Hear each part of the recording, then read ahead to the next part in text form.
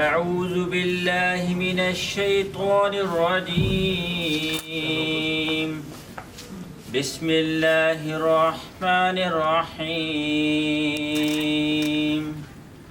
عما يتساءلون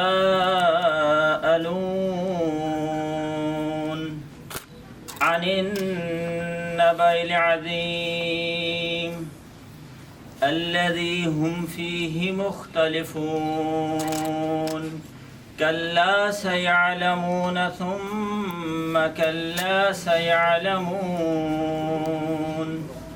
ألم نجعل الأرض مهادا والجبال أوتادا وخلقناكم أزواجا وجعلنا نومكم سباتا وجعلنا الليل لباسا وجعلنا النهار معاشا وبنينا فوقكم سبعا شدادا وجعلنا سراجا وهاجا وأنزلنا من المعصرات ماء ثجاجا لنخرج به حبا ونباتا وجنات ألفافا.